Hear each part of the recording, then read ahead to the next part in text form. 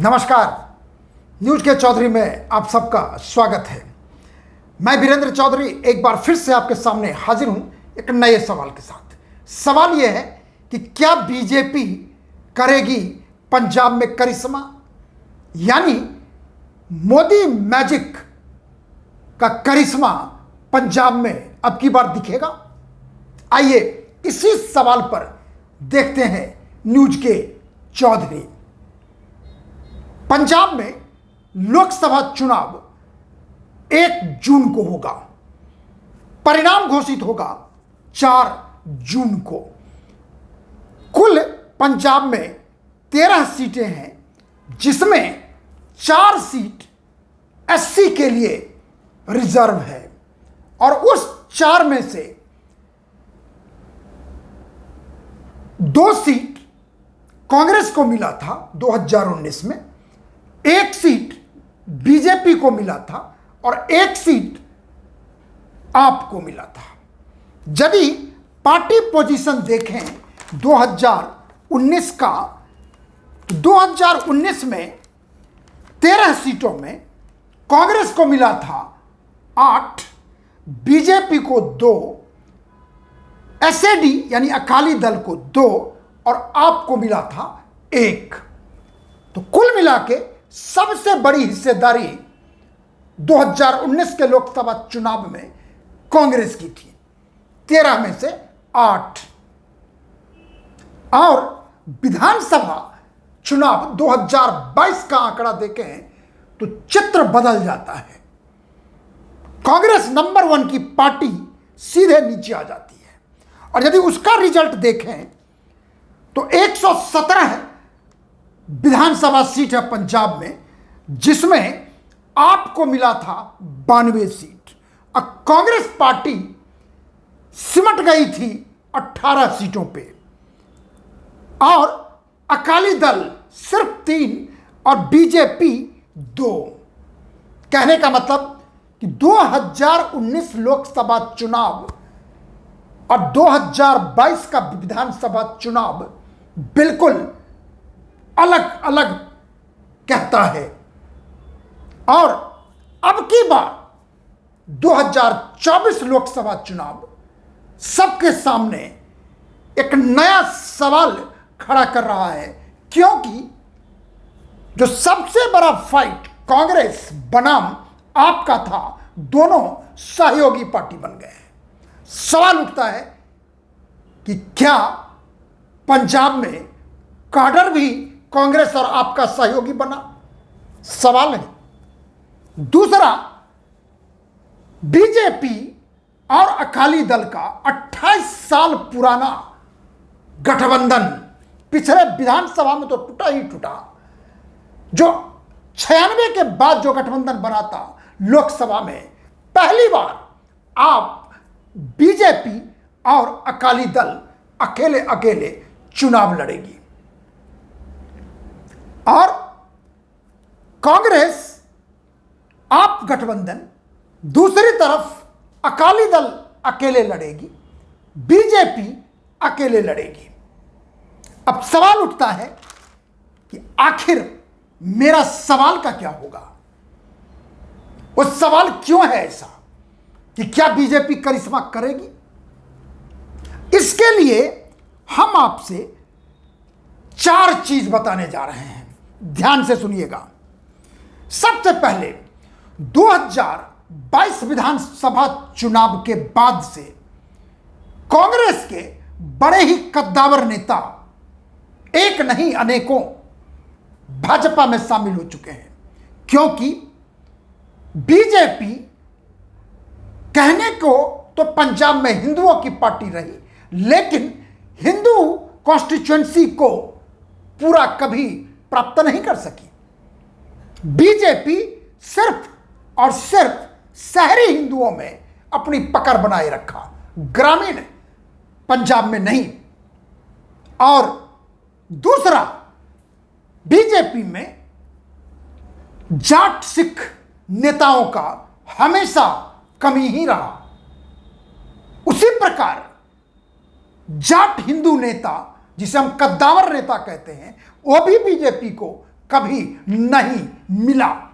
लेकिन 2022 के बाद कांग्रेस के बहुत बड़े नेता जैसे कैप्टन अमरिंदर सिंह हो, सुनील जाखड़ हो, जैसे प्रणीत कौर हो, मनप्रीत बादल हो, ये सब के सब बीजेपी में आ चुके हैं। कहने का मतलब है कि 5 सिख नेताओं का नाम हम आपको बताना चाहेंगे। कैप्टन अमरिंदर सिंह, प्रणीत कौर उनकी पत्नी हैं, मनप्रीत बादल प्रकाश सिंह बादल के भतीजे हैं, रवनीत सिंह बिट्टू अभी आए हैं जो सरदार बेअंत सिंह पूर्व मुख्यमंत्री के पोते हैं, ग्रैंडसन, और 5वां तरनजीत सिंह संधू। ये वो 5 नाम है जो पांचों के पांचों जाट सिख और बड़े ही कद्दावर परिवार से रखते हैं संबंध। खास करके तरनजीत सिंह संधू की बात करेंगे जो डिप्लोमेट रहे हैं, अभी उनका अमेरिका में इंडिया के एम्बेसडर रहे हैं। वो ऐसे परिवार से संबंध रखते हैं, उनके दादा का नाम है सरदार तेज सिंह समुद्री, और सरदार तेज सिंह समुद्री वो नाम है जो श्री गुरुद्वारा प्रबंधक कमेटी के संस्थापक सदस्यों में से एक है, और पूरे पंजाब में सिख समाज में सरदार तेज सिंह का एक खास प्रभाव है, रिस्पेक्ट है, और उन्हीं के ग्रैंडसन हैं तरनजीत सिंह संधू। उसी प्रकार रवनीत सिंह बिट्टू, सरदार बेअंत सिंह ने अपने जान की कुर्बानी दे दी, पंजाब के मुख्यमंत्री थे, आतंकियों के हाथ, बड़े कद्दावर परिवार से ये भी संबंध रखते हैं।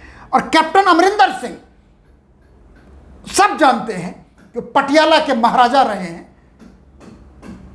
फौज में रहे हैं, फौज पर हिस्ट्री लिखे हैं, राष्ट्रवादी नेता रहे हैं, मुख्यमंत्री रहे हैं, लोकसभा सदस्य रहे हैं। उनकी एक खास वजूद है पूरे पंजाब की राजनीति में। और उनकी पत्नी प्रणीत कौर भी लोकसभा एमपी रही हैं, केंद्रीय मंत्री रही हैं। तो कहने का मतलब मेरा यह है कि ये 5 जाट सिख ऐसे नाम हैं जो बीजेपी को पहली बार 2022 विधानसभा चुनाव के बाद मिला है। दूसरा, हिंदू नेता जाट सुनील जाखड़। सुनील जाखड़, जाखड़ ऐसा नाम है जो एक खास इलाके में पंजाब में उनकी काफी संख्या है। अब वो इलाका है हरियाणा और राजस्थान से मिला हुआ अबोहर का इलाका, और जो जाना जाता है जाखड़ जाति से, जाखड़ नाम से। सुनील जाखड़ के पिता बलराम जाखड़ कांग्रेस के बड़े ही कद्दावर नेता रहे हैं, बरसों तक 2 टर्म लोकसभा अध्यक्ष रहे, केंद्रीय मंत्री रहे, राज्यपाल रहे। तो कहने का मतलब है कि अबोहर का इलाका ही नहीं बल्कि पूरे पंजाब में जाखड़ परिवार को हिंदुओं का बड़ा नेता माना जाता रहा है, और वो सुनील जाखड़ पंजाब बीजेपी के सिरमौर यानी अध्यक्ष हैं। तीसरा दलित समाज, शेड्यूल कास्ट समाज। बीजेपी के एक एमपी हैं सोम प्रकाश, दलित हैं और केंद्रीय मंत्री भी हैं। यानी पंजाब में, पूरे देश में सबसे ज्यादा दलित पंजाब में है। कितना है मैं आपको बताऊं, लगभग 32%। और आपको पता होगा काशीराम बहुजन समाज पार्टी के संस्थापक पंजाब से ही थे। और दूसरा जो अभी आप एमपी रहे हैं सुशील कुमार रिंकू, वो भी दलित हैं, जालंधर से एमपी रहे हैं, अभी उन्होंने बीजेपी ज्वाइन किया है। तो मैं आपको एक इंटरेस्टिंग चीज बता रहा हूं, 2019 में बीजेपी को मिला था 2 लोकसभा सीट पर जीत हुई थी 13 में से, और अभी बीजेपी के पास जालंधर जो आप से आए हैं उसके बाद रवनीत सिंह बिट्टू लुधियाना से आए हैं जीत के कांग्रेस के नाम से, वो भी बीजेपी में आ गए हैं। और पटियाला से प्रणीत कौर जो कांग्रेस की एमपी रही हैं वो भी आ गई हैं। तो यदि जोड़ दें तो 2 कांग्रेस से आए हैं, 1 आप से आए हैं और 2 बीजेपी के हैं, यानी 13 में 5 तो अभी हो गए। खैर ये ध्यान में रखिए। तो ये तो हुआ जो पंजाब में जिस तरह से बीजेपी में जाट सिख नेता हो या दलित नेता हो या हिंदू नेता हो, जिस तरह से आना हुआ है पिछले कुछ वर्षों में, वो अपने आप में बहुत कुछ कहता है। दूसरा, इलेक्टोरल डेटा। उससे पहले हम आपको कास्ट का डेटा बताना चाहेंगे, वो भी जरूरी है, वो सुनिए आप। पंजाब में दलित, जैसा मैंने बताया कि 32% आबादी है उनकी, अपर कास्ट 33% है, ओबीसी 31% है और अन्य लगभग 4%। तो यदि आप ओबीसी में देखेंगे, जो मैंने बताया आपसे 31%, उसमें सैनी है, कंबोज है, लबाना है, तरखान है, रामगढ़िया है, कुम्हार है, प्रजापति है, गुज्जर है, तेली है, बंजारा है, लोहार है, भट्ट है। इसमें कहने की बात यह है कि खास करके जो सैनी समाज है ओबीसी में, जिस सैनी समाज से हरियाणा के मुख्यमंत्री बने हैं, जैसा हम कई बार हमने इस बात की जिक्र की है कि सैनी को बनाने का मतलब सिर्फ हरियाणा नहीं है। बीजेपी ने सैनी को बना के उत्तर प्रदेश, पंजाब, राजस्थान, मध्य प्रदेश, हर जगह अपना एक ऐसा चाल चला है जिससे बीजेपी को फायदा होगा, और वो फायदा बीजेपी को यहां पर साफ साफ मिलेगा। दूसरा, दलित समाज। जैसे मैंने कहा, दलित समाज में मजहबी सिख हैं, इनकी संख्या है लगभग 32%। जैसे रामदसिया सिख होते हैं, जैसे चमार के लोग होते हैं, जैसे धामी लोग होते हैं, वाल्मीकि भंगी 3.5% हैं। तो कुल मिला के ये 32% है दलित समाज, जिसमें बीजेपी की खास पकड़ है, खास करके इसलिए कि राम रहीम का जो फॉलोअर्स है, आप हरियाणा में भी जानते होंगे, उनके बहुत खास फॉलोअर हैं। उसी प्रकार पंजाब में भी राम रहीम के बहुत बड़े फॉलोअर हैं जो बीजेपी के साथ रहे हैं पिछले कुछ चुनावों से। तीसरा, अपर कास्ट। अपर कास्ट में 33% का आंकड़ा को यदि हम डिसेक्ट करते हैं तो उसमें जाट सिख और हिंदू जाट मिला के करीब 21 से 22% होता है, जिसकी चर्चा मैं अभी कर चुका हूं, चाहे वो कैप्टन से लेके जाखड़ तक की बात हो। और उसके बाद अन्य जाति जो है वो 12% है। तो कहने का मतलब है कि 31%, 32%, 33%, ये आंकड़े ऐसे हैं कि यदि इसमें से 10% भी वोट बीजेपी को मिलता है 30+ में से, तो अपने आप में वो 10-10-10, यानी जो बीजेपी को वोट मिला था 6 या 7%, और वो यदि 30 के पार जाता है, वो मैं बाद में बताने जा रहा हूं उसका परिणाम क्या होगा। अब आते हैं इलेक्टोरल, ये जाति का डेटा हुआ। अब हम आते हैं इलेक्टोरल डेटा पे।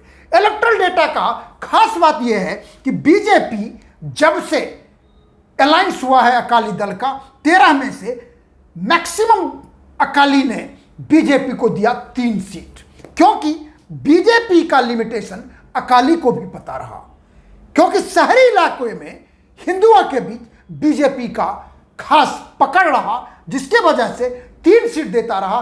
कभी बीजेपी 3 में 3 जीत गई तो कभी 3 में से 2 जीत गई, लेकिन वोटों का फीसदी देखेंगे तो बीजेपी को कभी भी एवरेज देखेंगे लगभग 11-12% रहा। लेकिन सिर्फ एक बार 91 का लोकसभा चुनाव, 92 का विधानसभा चुनाव, ऐसा वोट मिला था बीजेपी को कि आज तक उस आंकड़े को बीजेपी दोहरा नहीं पाई है।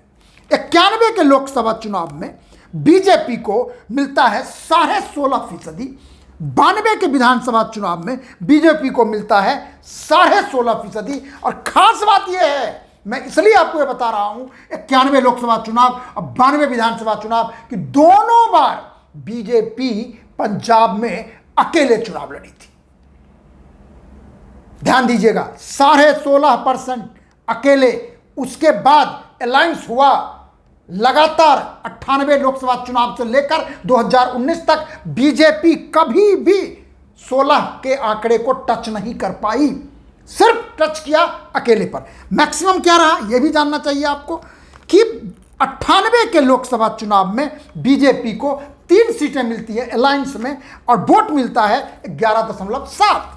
और विधानसभा में यदि आप देखें तो अलायंस में बीजेपी को 2007 विधानसभा चुनाव में हाईएस्ट एवर मिलता है 19 सीट और वोट मिलता है हाईएस्ट एवर आप अलायंस में देखें तो वो है 1997 में और 2007 में भी 8.3%। अब रहा कास्ट का डेटा, आप जान गए 10% शिफ्ट होना चाहिए यदि होता है तो। दूसरा इलेक्टोरल डेटा। इलेक्टोरल डेटा सीधे सीधे यदि अकेले लड़के 16.5% है तो हमें एक चौथे पॉइंट जो मैं आपको बताने जा रहा हूं वो ध्यान से सुनिएगा। पश्चिम बंगाल विधानसभा चुनाव 2014, वोट मिला था बीजेपी को 17% और सीटें मिली थी सिर्फ दो। ठीक 5 साल के बाद बीजेपी बंगाल में सीधे सीधे चुनाव में 2 से 18 पर पहुंच जाती है और वोटों का फीसदी हो जाता है 41%, यानी 17 से 41%। ठीक उसी प्रकार यदि पंजाब में बीजेपी तीनों मेन कास्ट से 10% का वोट पाती है तो मुझे लगता है कि वो 6.6 से बढ़ के चाहे 91 का आंकड़ा लें तो 16.5% से यदि वो आंकड़ा 30 पार चला गया पंजाब में, यानी फिर से मैं सिंप्लीफाई करता हूं कि यदि बीजेपी पंजाब में 2024 लोकसभा चुनाव में अकेले लड़ने जा रही है और यदि वोटों का फीसदी सारे कास्ट कॉम्बिनेशन इलेक्टोरल कॉम्बिनेशन को देखते हुए 30% के पार गई तो यकीन मानिए, विश्वास करिए मेरे प्रेडिक्शन पर कि बीजेपी 13 में से 7 सीट मैक्सिमम जीत सकती है। कम से कम 6 सीट, यानी 6 या 7, यह मेरा प्रेडिक्शन है पंजाब के लिए। लेकिन यह मेरा प्रेडिक्शन है, परिणाम नहीं है। अब परिणाम के लिए हमें इंतजार करना होगा चुनाव के दिन का, जून 1 का, और परिणाम के दिन का जून 4 का। चलिए देखते करिश्मा बीजेपी कर पाती है या नहीं कर पाती है, यह हमें पता चलेगा जून 4। आखिर में यदि आपको कार्यक्रम अच्छा लगता है तो इसे आप लाइक करें, शेयर करें और यदि कुछ कहना चाहते हैं तो कमेंट सेक्शन में जाकर अपनी बात जरूर लिखें। और एक और दरखास्त आपसे, एक और निवेदन आपसे कि मेरे YouTube चैनल को आप जरूर सब्सक्राइब कीजिए, जिससे मैं हमेशा लगातार हम आपसे अपनी बात साझा करते रहें और तभी हम आपसे ये सारे चुनावी आंकड़े गणित बताता रहूँगा। और हम हमेशा वादा करते हैं कि आप जो भी कमेंट सेक्शन में लिखेंगे उसका जवाब हम जरूर देंगे। आप जरूर लिखिए। बहुत बहुत धन्यवाद। नमस्कार।